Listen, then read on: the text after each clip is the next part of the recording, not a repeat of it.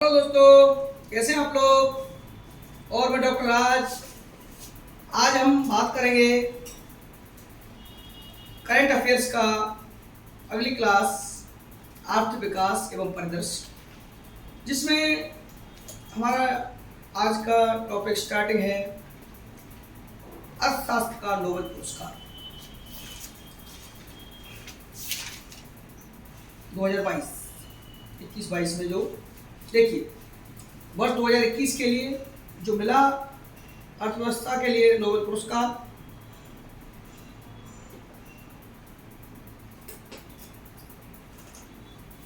इस वर्ष 2021 को 3 लोगों को प्राप्त हुआ है। पहला है डेविड कार्ड, दूसरे हैं Joshua D Angrist.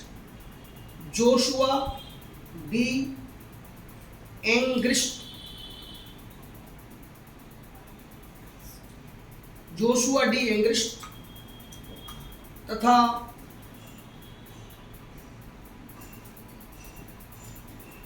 Guido W इम्बस।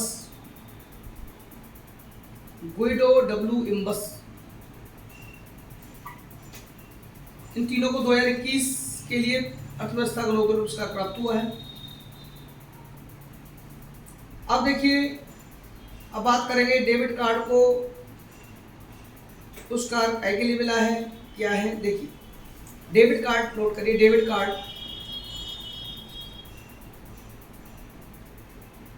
ये कैलिफोर्निया विश्वविद्यालय के प्रोफेसर हैं। बर्कले स्थित है ये, बर्कले में कैलिफोर्निया विश्वविद्यालय के प्रोफेसर हैं।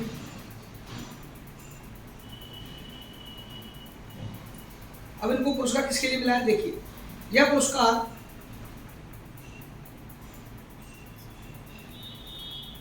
श्रम अर्थशास्त्र में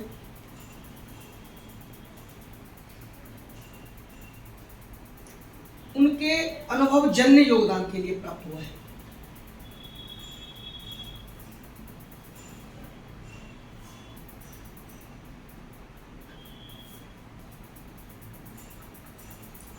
अनुभवजन्य योगदान के लिए प्राप्त हुआ है। अगला पढ़ लिखेंगे, डेविड कार्ड ने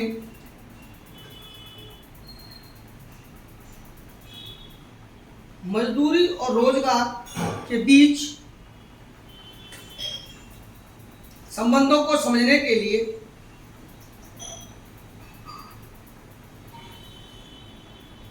प्राकृतिक प्रयोगों का इस्तेमाल किया है।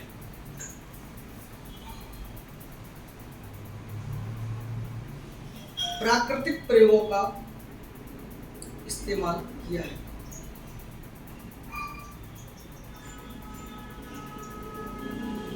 देखिए, आमतौर पर यह माना जाता है, पहला पॉइंट लिखेंगे, आमतौर पर क्या माना जाता है कि कर्मचारियों की मजदूरी में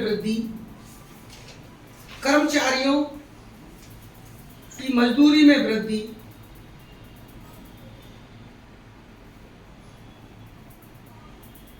रोजगार के स्तर को कम करती है।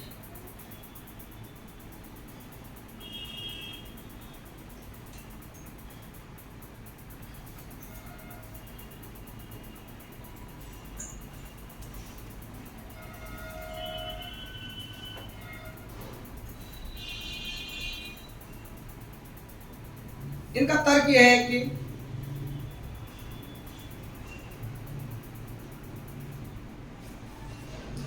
उच्च मजदूरी के कारण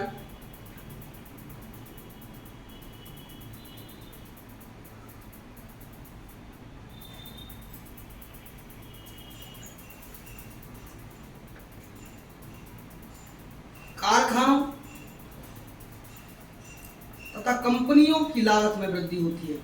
भाई, मजदूरी ज्यादा दोगे तो क्या होगा, कारखानों और कंपनी की लागत बढ़ जाएगी।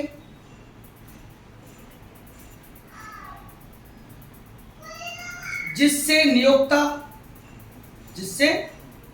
नियोक्ता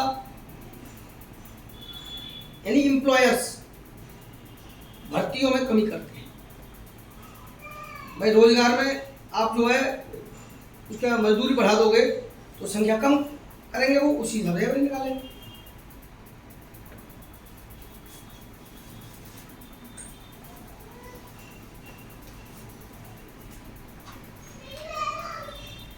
डेबिट कार्ड इस नतीजे पर पहुंचे कि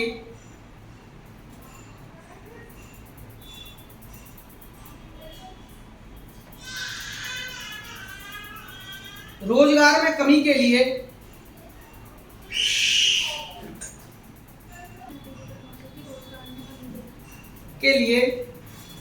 अन्य आर्थिक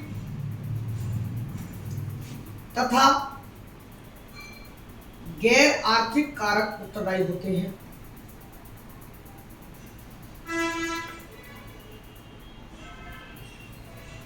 तथा मजदूरी दरों में वृद्धि गैर आर्थिक कारक उत्तरदायी होते हैं तथा मजदूरी दरों में वृद्धि बेरोजगारी के लिए जिम्मेदार नहीं है।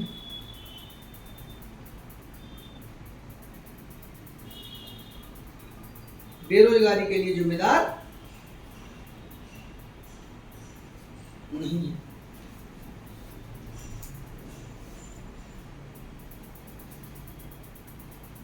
डेविड ने तो मैं इसलिए ये बता रहा हूं आपको कि सिविल सर्विस में पॉइंट दे दिए जाते हैं 2-3 लेंदी, उसको आपको कंफ्यूजन होता है, आप क्यों पूरे डिटेल पढ़े नहीं होते। डिटेल नहीं पढ़ेंगे तब तक आप, अर्थात किसके लिए मिला, तो छोटी परीक्षाओं का या पीसीएस आरओ सिंपल फैक्ट आ जाएगा। लेकिन ये इससे संबंधित क्या क्या पूछा गया, तो सिंपल बात है। उन्होंने कहा रोजगार में कमी करनी है तो केवल गैर आर्थिक मजदूरी दरों में वृद्धि से मतलब नहीं है, केवल ये जिम्मेदार नहीं है, और भी कारक जिम्मेदार है। डेविड ने शिक्षा तथा अप्रवासन के मुद्दों को, ये क्वेश्चन इंपॉर्टेंट है सवाल के लिए, अर्थव्यवस्था वाला, शिक्षा तथा अप्रवासन के मुद्दों को भी रोजगार क्षेत्र से जोड़ने का प्रयास किया है।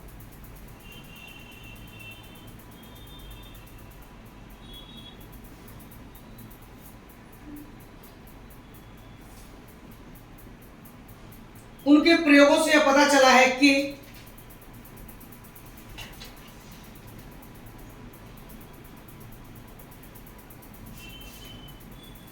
अप्रवासन, इमिग्रेशन से किसी देश के पहले से रह रहे, अप्रवासन से किसी देश के पहले से रह रहे लोगों को भी आर्थिक लाभ होता है।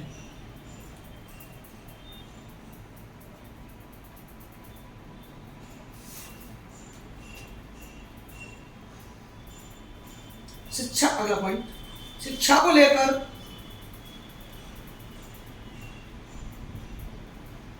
कार्ड के अनुसंधान से पता चला है, डेबिट कार्ड, शिक्षा को लेकर डेबिट कार्ड के अनुसंधान से यह पता चला है कि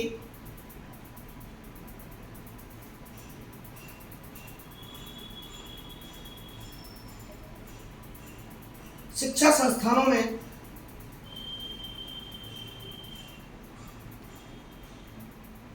बेहतर संसाधन,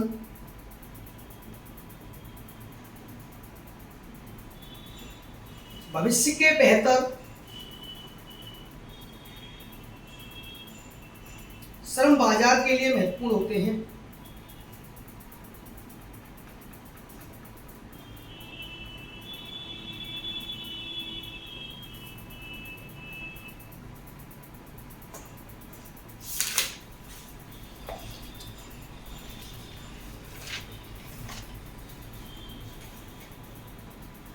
ठीक है, अब अगले हैं तो जोशुआ डी एंग्रिस्ट तथा, कि लोगों को मिला है ना, Joshua D Angrist,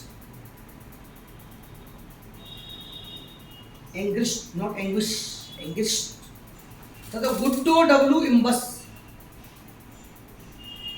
Guido W इम्बस,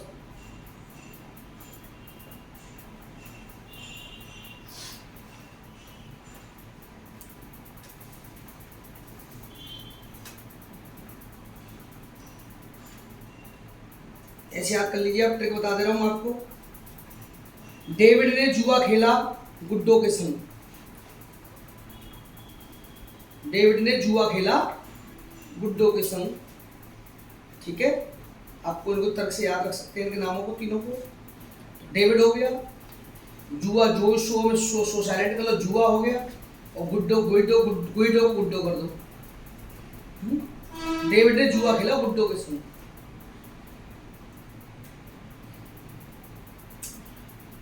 कोया पुरस्कार कारण प्रभाव संबंधों के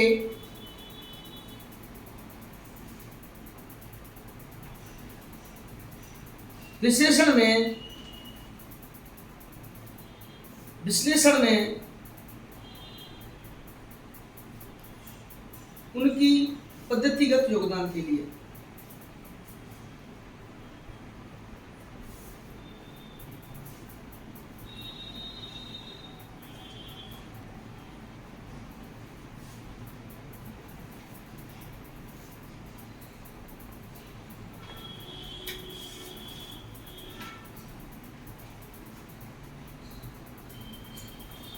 उन्नीस सौ 90 के दशक में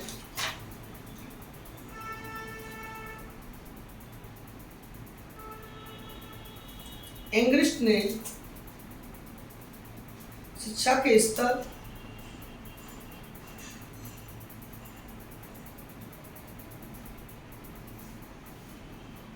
तथा आय के बीच संबंधों पर कार्य किया।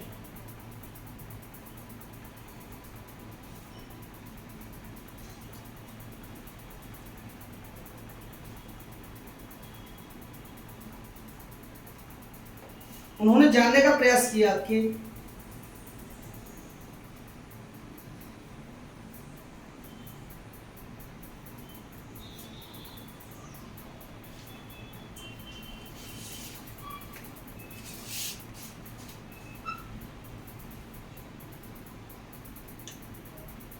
क्या उच्च शिक्षा प्राप्त लोग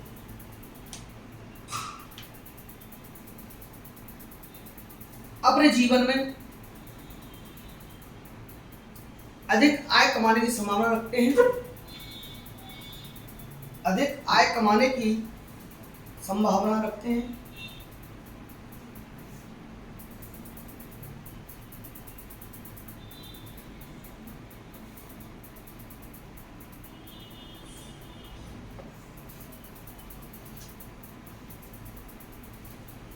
एंग्रिस्ट इस निष्कर्ष पर पहुंचे कि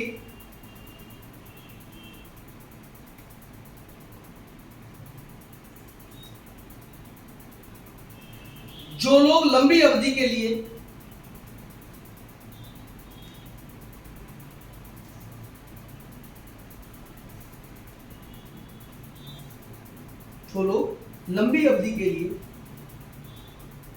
अध्ययन का विकल्प चुनते हैं, लंबी अवधि के लिए, उनके पास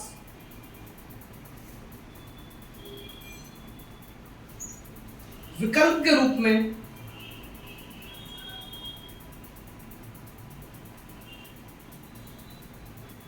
अध्ययन से प्राप्त, जैसे लोग अध्ययन से प्राप्त प्रेरणा तथा गुण अर्जित होते हैं। अध्ययन ही हमारी प्रेरणा होता है, उससे हम जो क्वालिटी हासिल करते हैं उसी से करते हैं। लॉन्ग टर्म होता है, जिनके कारण, क्योंकि हम पढ़ा रहे हैं आप लोगों को, हो सकता है कि एक समय वो आए आपकी जनरेशन को पढ़ाएं, ठीक है नहीं? अवस्था के हिसाब होता है ना, तो हमारी अवस्था क्या है, इसलिए जिनके कारण क्या रखा, उनकी आय अधिक होती है।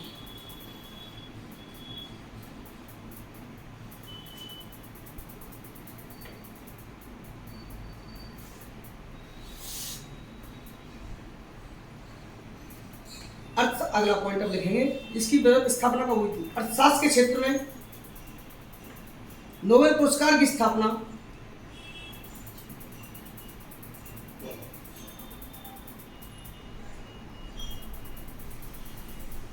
साल 1968 में हुई थी।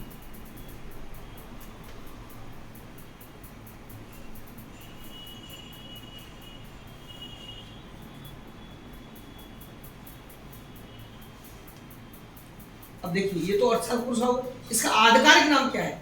इसका आधिकारिक नाम, ऑफिशियल नेम,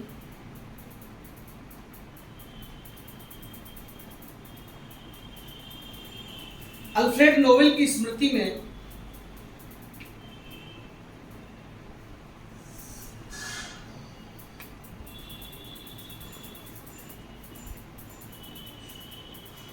अर्थशास्त्र में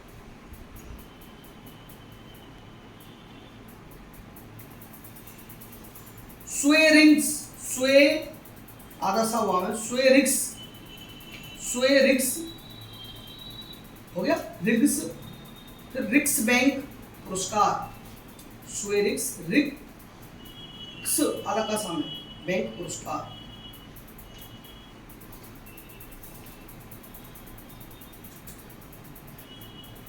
अब भारत में नोबेल पुरस्कार किसको मिले अर्थशास्त्र में? अभी तक भारत से संबंध रखने वाले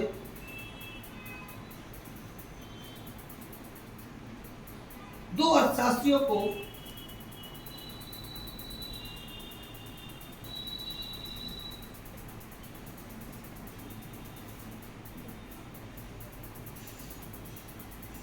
यह पुरस्कार दिया जा चुका है।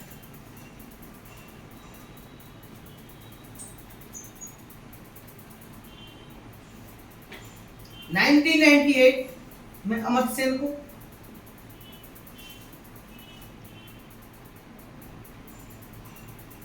कल्याणकारी अर्थशास्त्र, कल्याणकारी अर्थशास्त्र के क्षेत्र में योगदान के लिए अमर्त्य सेन को कल्याणकारी वेलफेयर इकोनॉमिक्स, वेलफेयर इकोनॉमिक्स, कल्याणकारी अर्थशास्त्र के क्षेत्र में योगदान के लिए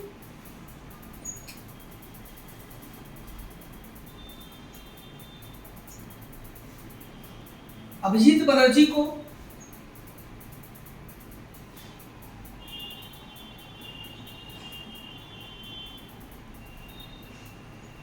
दो 2019 का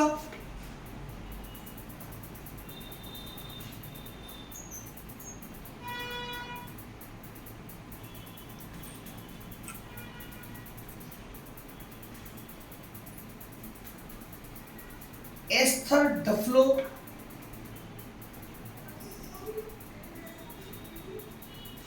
एवं माइकल क्रेमर के साथ,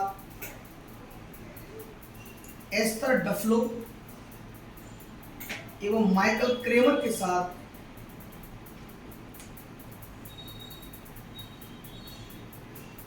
गरीबी निवारण को लेकर किए गए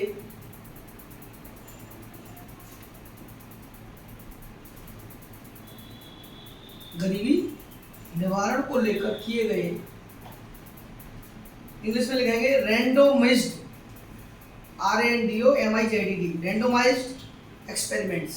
हिंदी में लिखेंगे यादृच्छिक, या दामिनी रा आधा चा छा में यादृच्छिक प्रयोग, रैंडोमाइज्ड RANDOMIZED प्रयोगों के लिए दिया गया।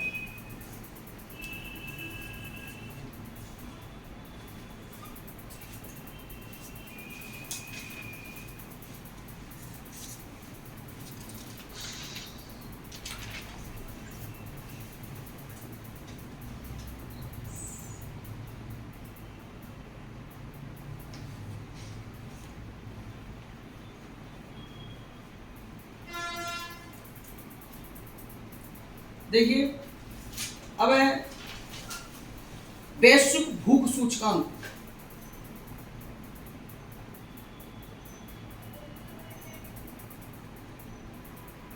अक्टूबर 2021 को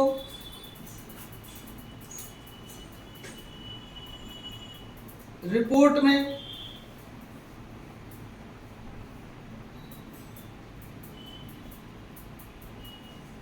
शामिल 116 देशों में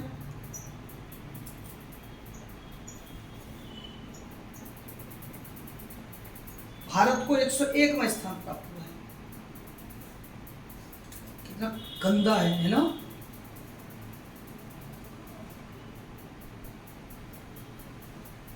तभी रैंक बढ़ गई है। जबकि 2020 में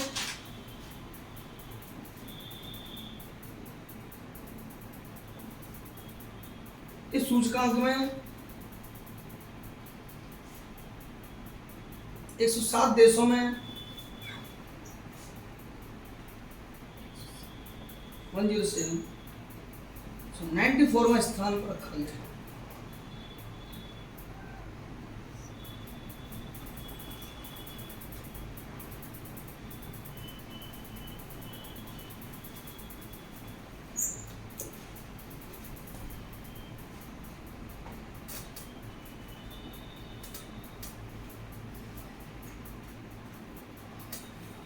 इस सूचकांक में पहली बार 2021 में पहली बार भारत अपने पड़ोसी देशों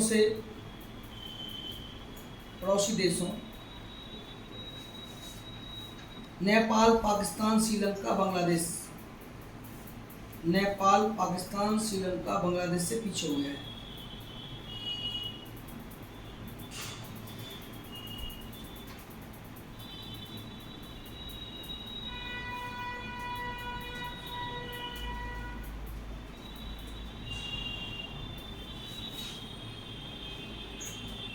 सोमालिया को इसमें अंतिम स्थान पर रखा गया है। Somalia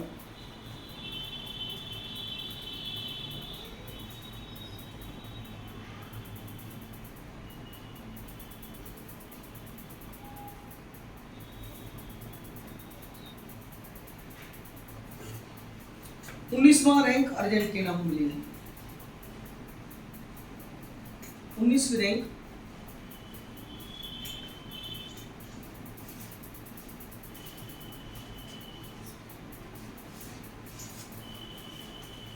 Argentina.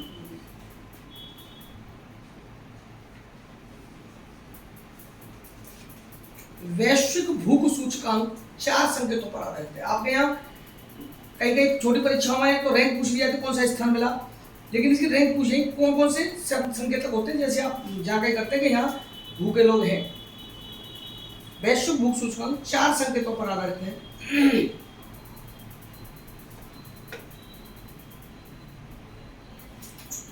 GHI स्कोर का आकलन, GHI यानी ग्लोबल हंगर इंडेक्स स्कोर का आकलन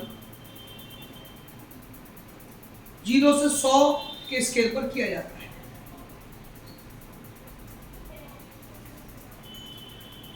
समझ सकते 0 न्यूनतम हो गया तो 100 अधिकतम हो गया। अब 4 संकेतक कौन कौन से? नंबर 1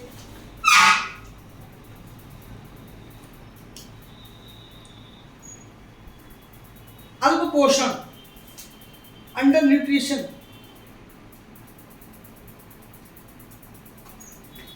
अल्प पोषण में क्या है? आवश्यक कैलोरी न मिलना।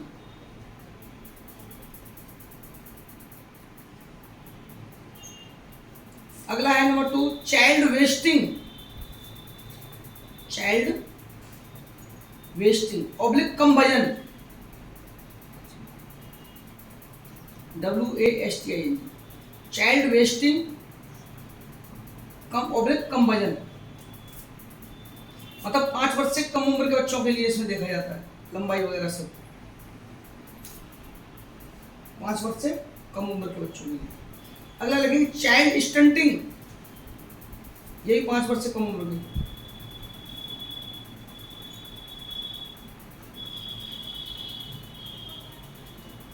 मतलब लंबाई कम रह गई है, इसे दीर्घकालिक कुपोषण बोलते हैं। दीर्घकालिक कुपोषण। नंबर 4 है बाल मृत्यु दर, चाइल्ड मोर्टेलिटी, 5 वर्ष से कम उम्र के।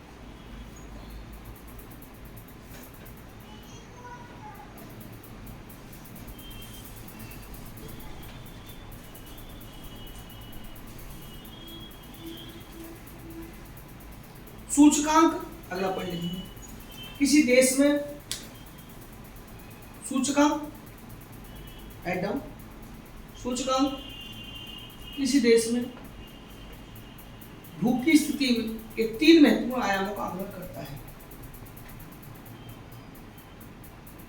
किसी देश में भूख की स्थिति के 3 महत्वपूर्ण आयामों का आकलन करता है।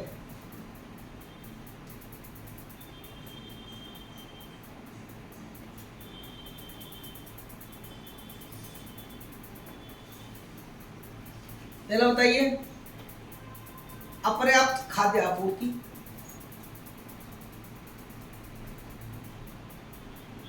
बाल मृत्यु दर, बाल कुपोषण।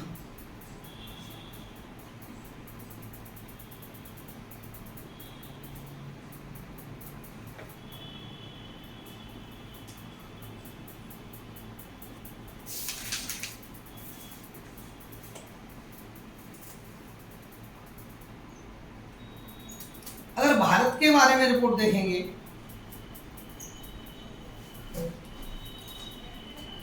तो केरल मिजोरम में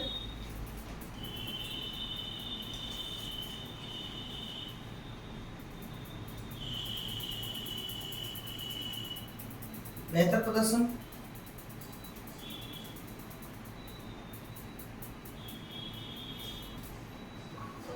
बिहार झारखंड यूपी दादरा नगर हवेली, बिहार झारखंड यूपी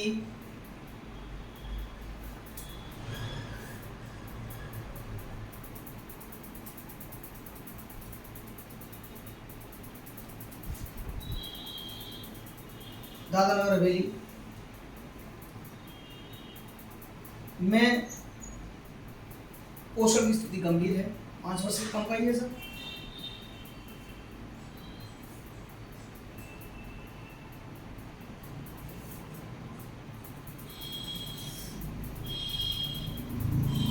चंडीगढ़, लक्षद्वीप,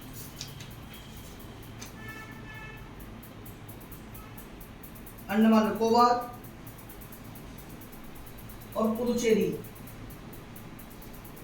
चंडीगढ़, लक्षद्वीप, अंडमान निकोबार और पुडुचेरी में इंपॉर्टेंट पॉइंट हो सकता है, मोटापे की समस्या अन्य राज्यों की तुलना में अधिक गंभीर है। मोटापे की समस्या अन्य राज्यों की तुलना में अधिक गंभीर है।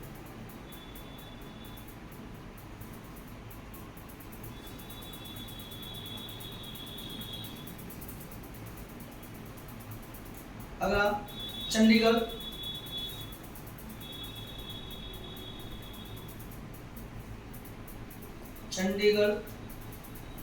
दादरा नगर हवेली,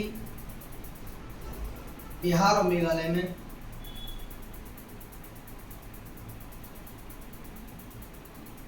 एनीमिया की स्थिति अधिक गंभीर है, यानी रक्ताल्पता, खून की कमी, एनीमिया।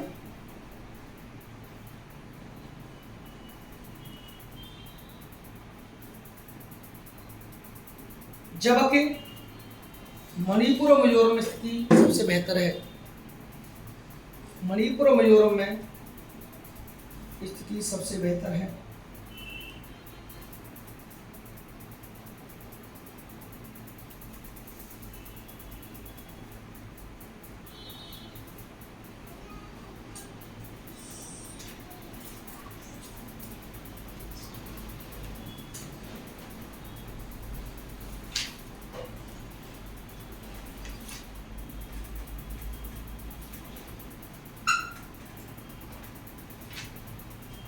पीएम मित्र योजना,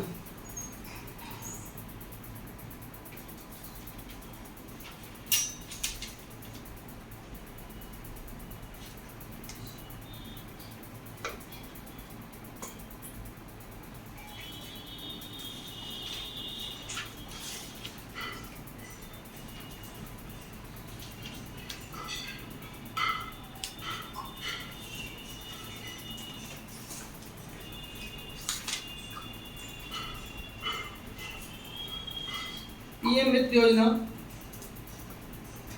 टेक्सटाइल क्षेत्र में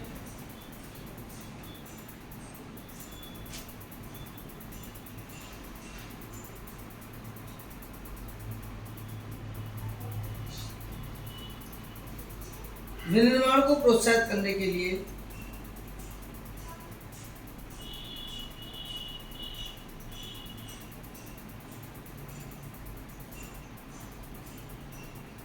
पीएम मित्र पार्क योजना, पीएम मित्र MITRA मित्र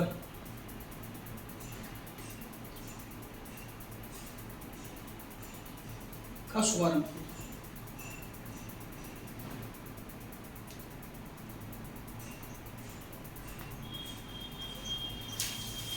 स्वीकृति क्यों दी है? आत्मनिर्भर भारत मिशन के तहत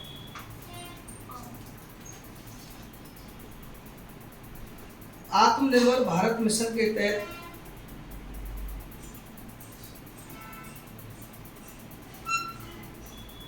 भारत को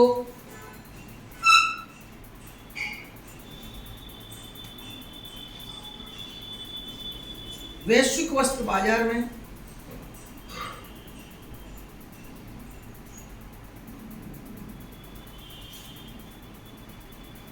मजबूती से स्थापित करने के लिए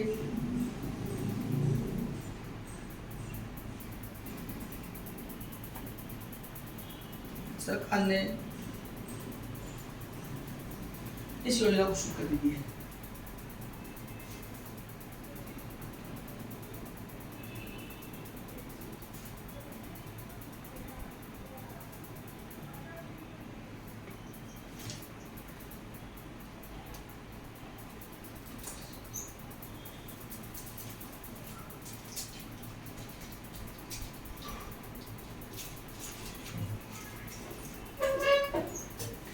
अगला लिखेंगे वैश्विक खाद्य सुरक्षा सूचकांक।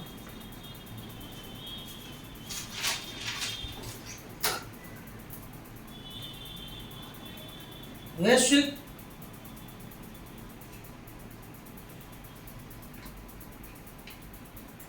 खाद्य सुरक्षा सूचकांक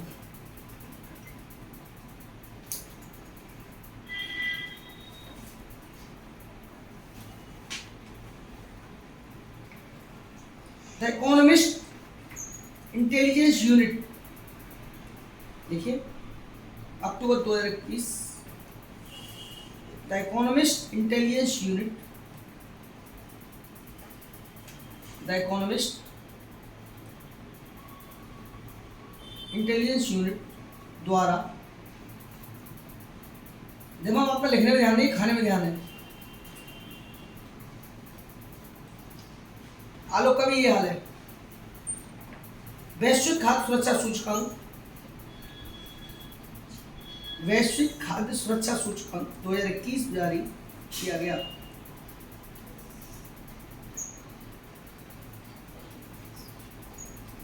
इसकी 10वीं वार्षिक रिपोर्ट जारी की गई।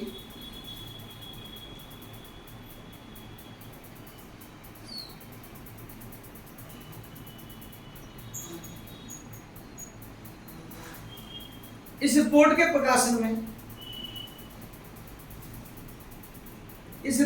प्रकाशन में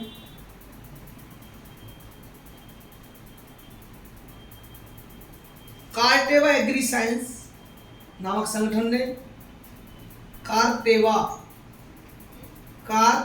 टाकर उड़ेगा, कार्टेवा एग्री साइंस नामक संगठन ने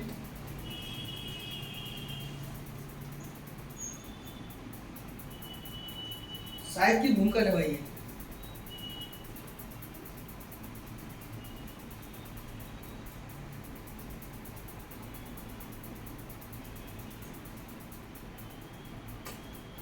इस सूचकांक में शामिल 113 देशों में से भारत को 71वां स्थान मिला, रैंक मिली है। 113 देशों में से सूचकांक में शामिल 113 देशों में से भारत को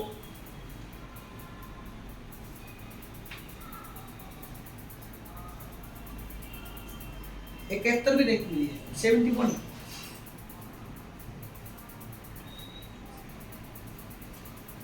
पहला स्थान आयरलैंड, दूसरा ऑस्ट्रिया, तीसरा यूनाइटेड किंगडम यूके,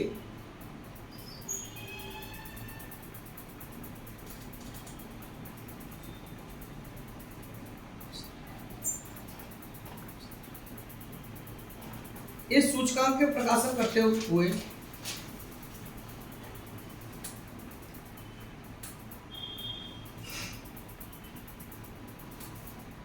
इस यूनिट ने, यूनिट कौन सी, इकोनॉमिस्ट इंटेलिजेंस यूनिट ने यूएनओ द्वारा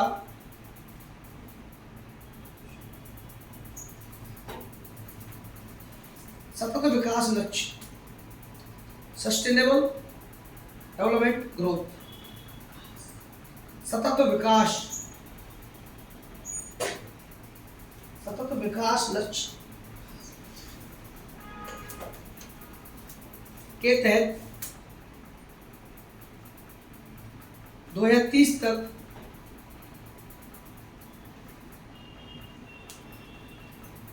तय किए जीरो हंगर के लक्ष्य को रेखांकित किया है। जीरो हंगर के लक्ष्य को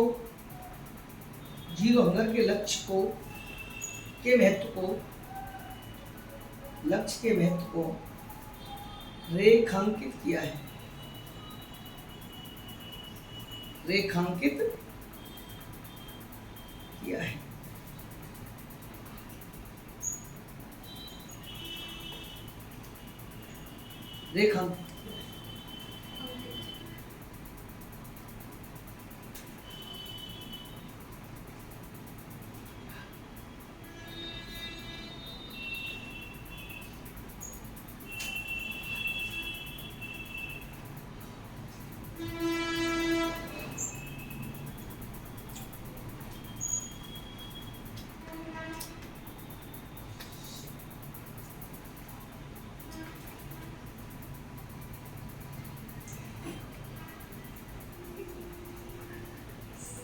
विश्व खाद्य दिवस जानते हैं आप कब मनाया गया? 16 अक्टूबर को मनाया जाता है।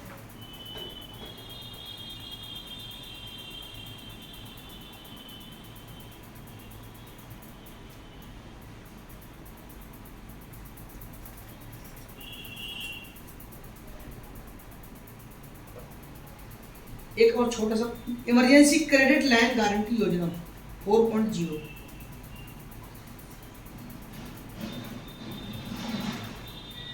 इमरजेंसी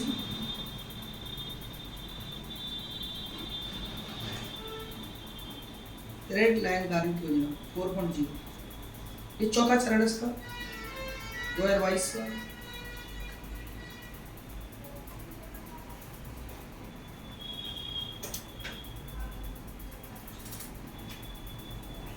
इसका शुभारंभ 23 मई 2020 को, इसका शुभारंभ 23 मई 2020 को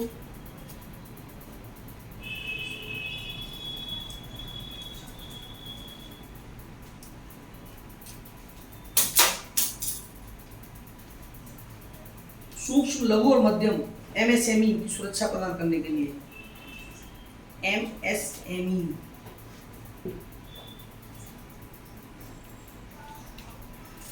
की सुरक्षा प्रदान करने के लिए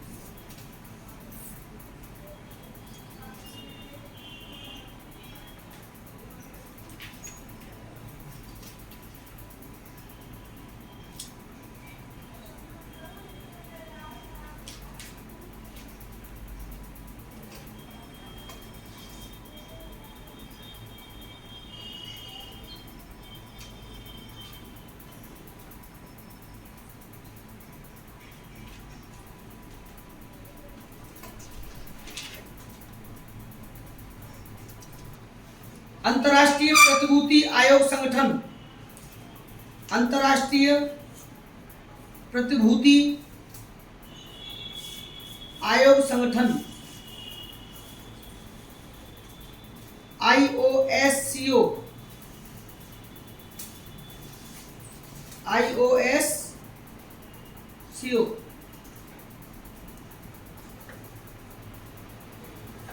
यह कई देशों का एक संघ है, मतलब संगठन है।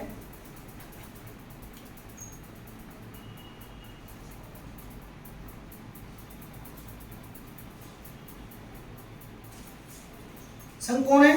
राष्ट्रीय प्रतिभूति नियामक आयोग इसके संघ है। राष्ट्रीय प्रतिभूति नियामक आयोग एक देश में है, उसके ग्रुप में है। इसकी स्थापना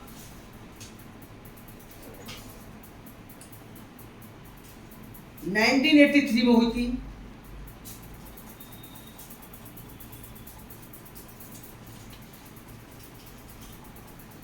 इसका मुख्यालय मैड्रिड स्पेन में है।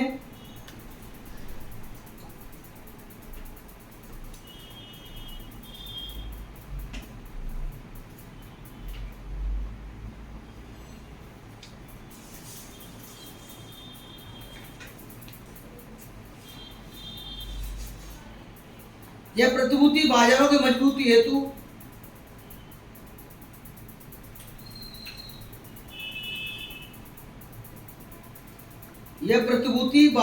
की मजबूती हेतु मानक स्थापित करने के लिए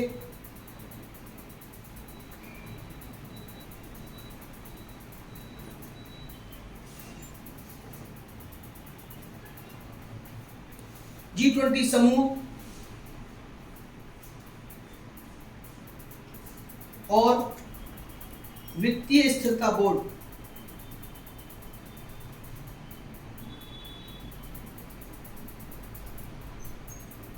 के साथ मिलकर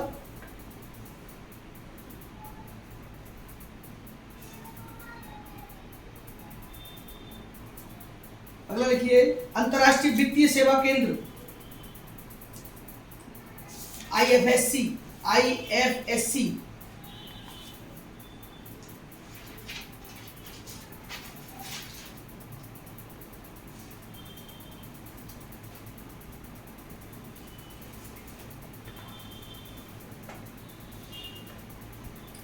गांधीनगर गुजरात भारत में पहला अंतर्राष्ट्रीय वित्तीय सेवा केंद्र है।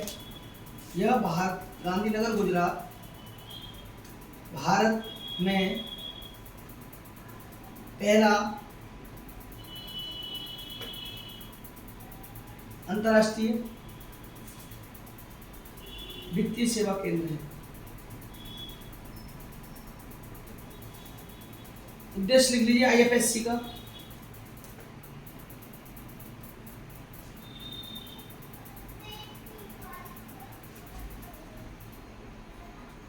भारतीय कॉर्पोरेट्स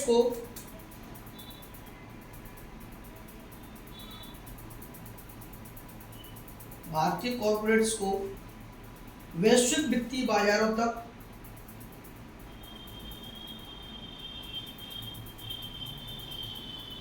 आसान पहुंच सुनिश्चित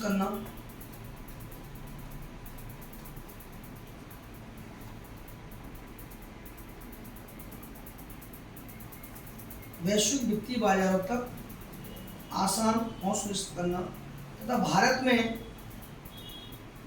वित्तीय बाजारों को गति देना।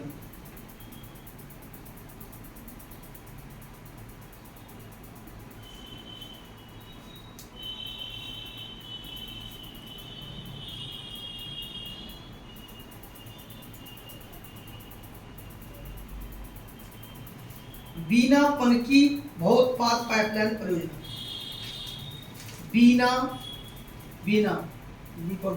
बीना पनकी बहुउत्पाद पाइपलाइन परियोजना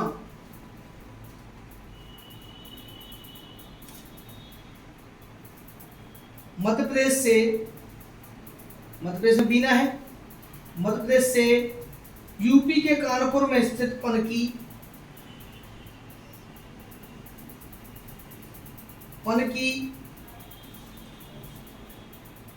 POL टर्मिनल तक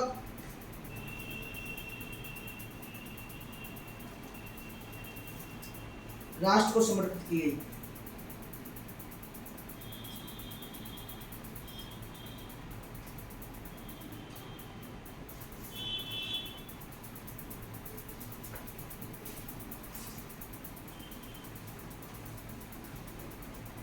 इसकी कुल लंबाई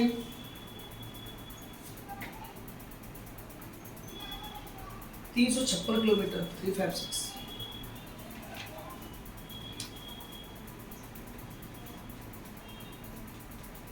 यह परियोजना भारत पेट्रोलियम कॉर्पोरेशन लिमिटेड द्वारा BPCL Bharat petroleum corporation limited BPCL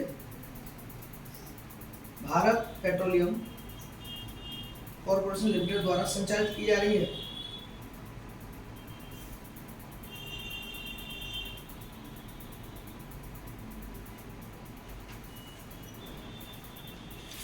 इसमें ये किसी क्षेत्रों में आएगी? देखो, पूर्वी मध्य यूपी के कानपुर, ये यूपी से सब पूछा जा सकता है, किस क्षेत्र में नहीं है? पूर्वी मध्य यूपी के कानपुर, लखनऊ, कानपुर, कौन सा क्षेत्र नहीं आ रहा है इस लाइन में, ऐसे पूछ लिया जाएगा। कानपुर, लखनऊ, आंवला, शाहजहांपुर, बैतालपुर,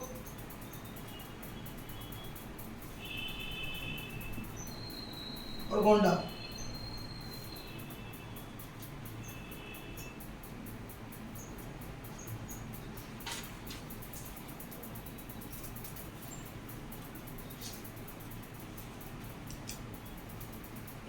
बिहार में भी आ गई, करेगी, लेकिन वो बात की बात। एक लास्ट पॉइंट, उत्तर प्रदेश के बलरामपुर में,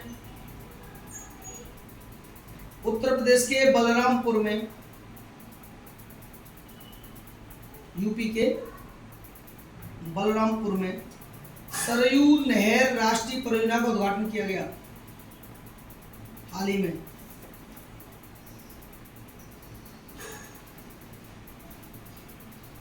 सरयू नहर राष्ट्रीय परियोजना 5 नदियों को जोड़ा गया है, जोड़ना शामिल है, मतलब 5 नदियों को जोड़ा जाना है, 5 नदियों को जोड़ना शामिल किया गया है। घाघरा,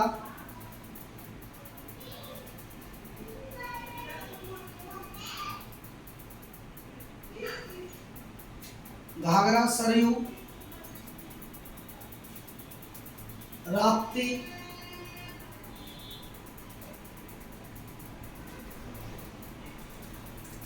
बाणगंगा और रोहिणी।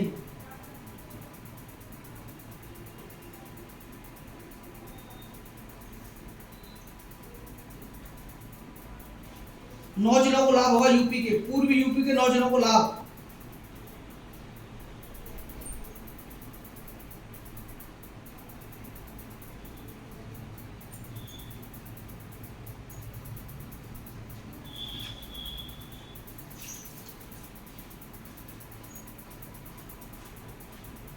बहराइच, ये भी इंपॉर्टेंट है, बहराइच यूपी के लिए इंपॉर्टेंट है ये।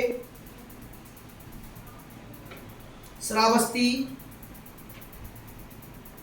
बलरामपुर, गोंडा, बहराइच, श्रावस्ती, बलरामपुर, गोंडा, सिद्धार्थनगर, बस्ती, संत कबीर नगर, गोरखपुर और महाराजगंज।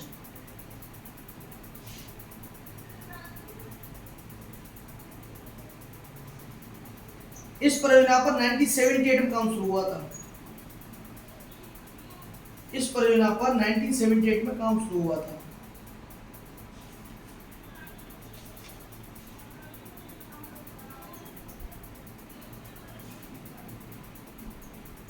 ठीक है, अच्छा बताइए, सरयू नदी कहां से निकलती है? सरयू नदी उत्तराखंड में बागेश्वर जिले में, देखो सरयू नदी यूके में बागेश्वर जिले में नंदाकोट पर्वत के दक्षिण में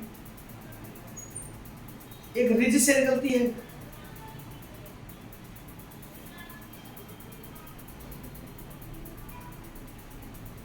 और इसके बारे में मालूम है? भारत नेपाल सीमा पर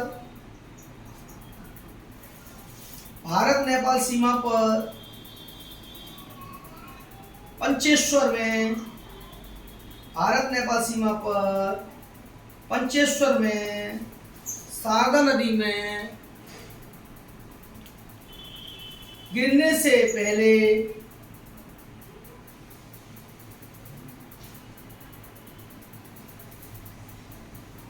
कपकोट, बागेश्वर और सेराघाट, कपकोट, बागेश्वर और सेरा घाट कसमोस होकर बहती है।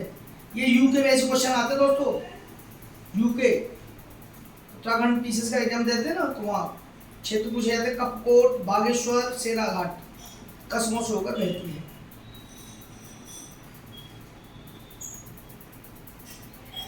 लोअर घाघरा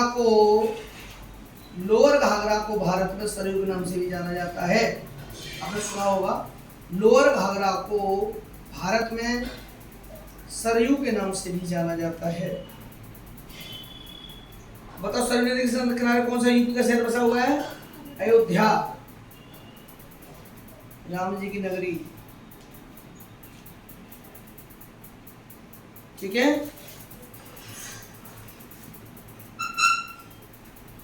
ठीक है दोस्तों, इसके साथ मेरे चैनल को लाइक करिए, सब्सक्राइब करिए, शेयर करिए। थैंक यू दोस्तों।